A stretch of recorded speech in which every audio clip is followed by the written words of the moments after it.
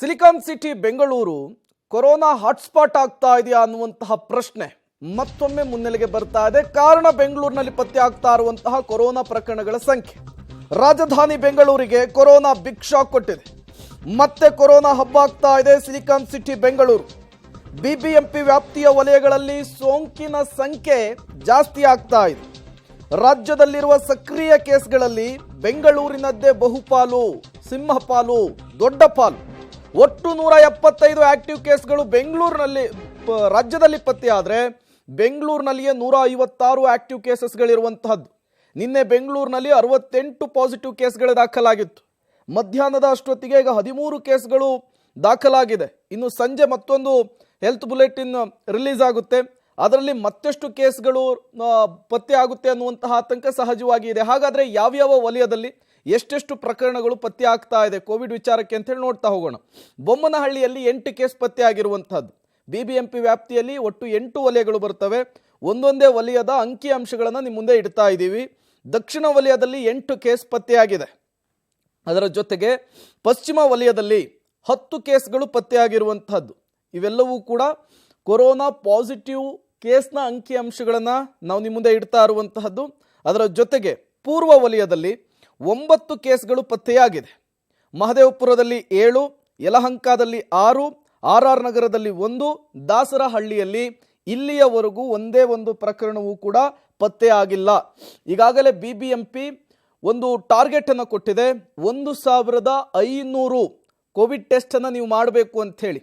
ಆ ಟಾರ್ಗೆಟ್ ಅನ್ನ ರೀಚ್ ಆಗಿದ್ದೇ ಆದರೆ ಮತ್ತಷ್ಟು ಪ್ರಕರಣಗಳು ಬೆಂಗಳೂರಿನಲ್ಲಿ ಪತ್ತೆಯಾಗುವ, ದಾಖಲಾಗುವಂತಹ ಎಲ್ಲ ಸಾಧ್ಯತೆಗಳು ಕೂಡ ಇದೆ. ಒಟ್ಟಾರೆಯಾಗಿ ರಾಜ್ಯದಲ್ಲಿ ಪತ್ತೆಯಾಗುವಂತಹ ಕೊರೋನಾ ಪ್ರಕರಣಗಳ ಪೈಕಿ ಅತಿ ಹೆಚ್ಚು ಸೋಂಕಿತರು ಬೆಂಗಳೂರಿನಲ್ಲಿಯೇ ಇರುವಂತಹದ್ದು ಗಮನಿಸಬೇಕಾದಂತಹ ವಿಚಾರ. ಕೊರೋನಾ 1, 2, 3ನೇ ಅಲೆಯ ಸಂದರ್ಭದಲ್ಲೂ ಕೂಡ ಕೊರೋನಾ ಹಾಟ್ಸ್ಪಾಟ್ ಆಗಿ ಬೆಂಗಳೂರು ಗುರುತಿಸಿಕೊಂಡಿತ್ತು. ಕೊರೋನಾ ಹಬ್ಬಾಗಿ ಬೆಂಗಳೂರು ಗುರುತಿಸಿಕೊಂಡಿತ್ತು. ಈಗ ಮತ್ತೊಮ್ಮೆ ಬೆಂಗಳೂರಿನಲ್ಲಿ ಪ್ರಕರಣಗಳ ಸಂಖ್ಯೆ ಏರಿಕೆ ಆಗ್ತಾ ಇದೆ. ನೆರೆಯ ರಾಜ್ಯ ಕೇರಳದಲ್ಲಿ ಕೊರೋನಾ ಅಬ್ಬರಿಸಿ ಬೊಬ್ಬಿರಿತಾ ಇದೆ. ರಾಜ್ಯದಲ್ಲಿ ಆರೋಗ್ಯ ಇಲಾಖೆ ಹೈ ಅಲರ್ಟ್ ಅನ್ನ ಈಗ ಕೈಗೊಂಡಿರುವಂತಹದ್ದು. ಮೊನ್ನೆ ಆರೋಗ್ಯ ಸಚಿವರ ನೇತೃತ್ವದಲ್ಲಿ ಒಂದು ಸಭೆ ಆಗುತ್ತೆ. ಆ ಸಭೆಯಲ್ಲಿ ಟೆಸ್ಟಿಂಗ್ ಟಾರ್ಗೆಟ್ ಅನ್ನ ಫಿಕ್ಸ್ ಮಾಡಿದ್ರು. ಇಂದಿನಿಂದ ರಾಜ್ಯದಲ್ಲಿ 5000 ಟೆಸ್ಟಿಂಗ್ ಟಾರ್ಗೆಟ್. ಆರೋಗ್ಯ ಇಲಾಖೆಯಿಂದ ಟೆಸ್ಟಿಂಗ್ ಅನ್ನ ಚುರುಕುಗೊಳಿಸಲಾಗಿದೆ. ಬೆಂಗಳೂರಿನಲ್ಲಿ 1500 ಟೆಸ್ಟಿಂಗ್ ಟಾರ್ಗೆಟ್ ಅನ್ನ ಆರೋಗ್ಯ ಇಲಾಖೆ ಕೊಟ್ಟಿದೆ. ಟೆಸ್ಟಿಂಗ್ ಹೆಚ್ಚಳವಾದಷ್ಟು ಪಾಸಿಟಿವ್ ಸಂಖ್ಯೆ ಕೂಡ ಹೆಚ್ಚಳವಾಗುವಂತಹ ಸಾಧ್ಯತೆ ಇದೆ. ಇದು ಗಮನಿಸಬೇಕಾದಂತಹ ವಿಚಾರ. ಟೆಸ್ಟಿಂಗ್ ಪ್ರಮಾಣ ಕಡಿಮೆ ಆದಷ್ಟು ಸೋಂಕಿತರ ಸಂಖ್ಯೆ ಕಡಿಮೆ ಇರುತ್ತೆ. ಟೆಸ್ಟಿಂಗ್ ಪ್ರಮಾಣ ಹೆಚ್ಚಾದಷ್ಟು ಸೋಂಕಿತರ ಸಂಖ್ಯೆ ಹೆಚ್ಚಾಗುತ್ತೆ. ದಿನದಿಂದ ದಿನಕ್ಕೆ ರಾಜ್ಯದಲ್ಲಿ ಕೊರೋನಾ ಸೋಂಕಿತರ ಸಂಖ್ಯೆ ಬೆಂಗಳೂರು ಸೇರಿದಂತೆ ಬೇರೆ ಬೇರೆ ಜಿಲ್ಲೆಗಳಲ್ಲೂ ಕೂಡ ಹೆಚ್ಚಾಗ್ತಾ ಇದೆ. ಮತ್ತಷ್ಟು ಡೀಟೇಲ್ಸ್ ಅನ್ನು ಕೊಡ್ತಾರೆ ನಮ್ಮ ಮೆಟ್ರೋ ಬ್ಯೂರೋ ಹೆಡ್ ಪವಿತ್ರ ಕಡ್ತಲ, ನೇರ ಸಂಪರ್ಕದಲ್ಲಿ ಜಾಯ್ನ್ ಆಗಿದ್ದಾರೆ. ಪವಿತ್ರ, ಈ ಕೋವಿಡ್ ಟೆಸ್ಟಿಂಗ್ ಟಾರ್ಗೆಟ್ ಅನ್ನ ರೀಚ್ ಆಗಿದ್ದೇ ಆದರೆ ಆಟೋಮೆಟಿಕ್ ಆಗಿ ಪ್ರಕರಣಗಳ ಸಂಖ್ಯೆ ಕೂಡ ಏರಿಕೆ ಆಗುತ್ತೆ. ಅದರ ಜೊತೆಗೆ ಹೊಸ ವರ್ಷ ಇದೆ, ಜೊತೆಗೆ ಕ್ರಿಸ್ಮಸ್, ಇವತ್ತು ವೈಕುಂಠ ಏಕಾದಶಿ, ಇವೆಲ್ಲವೂ ಕೂಡ ಕೊರೋನಾ ಪ್ರಕರಣಗಳ ಸಂಖ್ಯೆಯನ್ನು ಮತ್ತಷ್ಟು ಏರಿಕೆ ಮಾಡಬಹುದಾ ಅಂತ ಹೇಳಿ? ಏರಿಕೆ ಆಗ್ಬೋದು ಅನ್ನುವಂಥದ್ದೇ ತಜ್ಞರ ಲೆಕ್ಕಾಚಾರ ಕೂಡ. ಯಾಕಂದ್ರೆ ಜನವರಿ ವೇಳೆಯಲ್ಲಿ ಕೊರೋನಾ ಕೇಸಸ್ಗಳ ಸಂಖ್ಯೆ ಹೆಚ್ಚಳ ಆಗ್ಬೋದು ಅನ್ನುವಂತಹ ಮೊನ್ನೆ ಸಿಎಂ ಸಭೆಯಲ್ಲೂ ಕೂಡ ಅದನ್ನೇ ಪ್ರಸ್ತಾಪ ಮಾಡಿದ್ರು.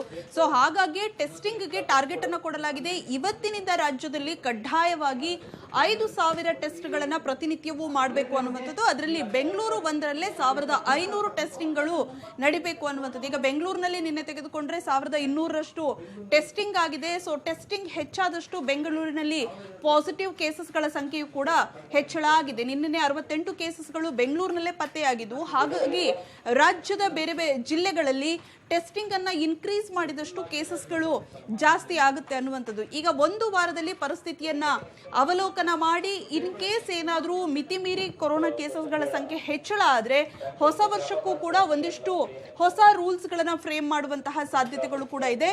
ಸೊ ಅದೇ ಕಾರಣಕ್ಕೆ ಎಲ್ಲಾ ಜಿಲ್ಲೆಯ DHOಗಳಿಗೆ ಆಯುಕ್ತರು ಖಡಕ್ ಆಗಿರುವಂತಹ ಸೂಚನೆಯನ್ನು ಕೊಟ್ಟಿದ್ದಾರೆ. ಟಾರ್ಗೆಟ್ ಕೊಟ್ಟಷ್ಟು ಟೆಸ್ಟ್ ಅನ್ನ ಮಾಡಲೇಬೇಕು ಅನ್ನುವಂತಹ ಎಚ್ಚರಿಕೆಯನ್ನು ಕೂಡ ರವಾನೆ ಮಾಡಿದ್ದಾರೆ. ಪ್ರೇಮ್, ಓಕೆ, ಥ್ಯಾಂಕ್ ಯು ಪವಿತ್ರ ತಮ್ಮೆಲ್ಲ ಮಾಹಿತಿಗಾಗಿ.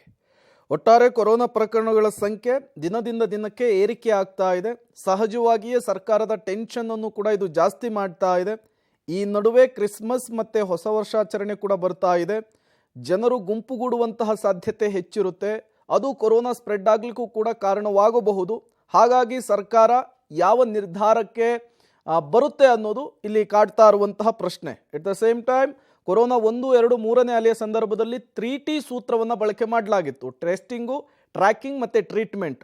ಅಗೇನ್ ಈಗ ಅದೇ ರೀತಿಯ ಫಾರ್ಮುಲಾವನ್ನು ಆರೋಗ್ಯ ಇಲಾಖೆ ಕೊರೋನಾ ಪ್ರಕರಣಗಳ ಸಂಖ್ಯೆ ಏರಿಕೆ ಆಗ್ತಾ ಇದ್ದ ಹಾಗೆ ಮುನ್ನೆಲೆಗೆ ತರುತ್ತಾ ಅನ್ನೋದನ್ನು ಕೂಡ ಕಾದು ನೋಡಬೇಕಾಗಿದೆ.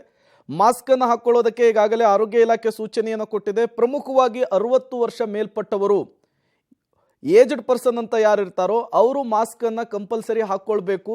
ಜೊತೆಗೆ ಹೃದ್ರೋಗ ಸಮಸ್ಯೆ ಇದ್ದವರು ಅಥವಾ ನಾನಾ ರೀತಿಯ ಕಾಯಿಲೆಯಿಂದ ಬಳಲ್ತಾ ಇರೋರು, ಗರ್ಭಿಣಿಯರು ಅತ್ಯಂತ ಎಚ್ಚರಿಕೆಯನ್ನು ವಹಿಸಬೇಕು ಅಂಥೇಳಿ ತಜ್ಞ ವೈದ್ಯರು ಸೂಚನೆಯನ್ನು ಕೊಡ್ತಾ ಇದ್ದಾರೆ. ಅದರ ಜೊತೆಗೆ ಮಕ್ಕಳು ಕೂಡ ಅತ್ಯಂತ ಸುರಕ್ಷಿತವಾಗಿ ಪೋಷಕರು ನೋಡ್ಕೊಬೇಕು ಅನ್ನುವಂತಹ ಸಲಹೆ ಮತ್ತು ಸೂಚನೆಯನ್ನು ತಜ್ಞ ವೈದ್ಯರು ಕೊಟ್ಟಿರುವಂಥದ್ದು.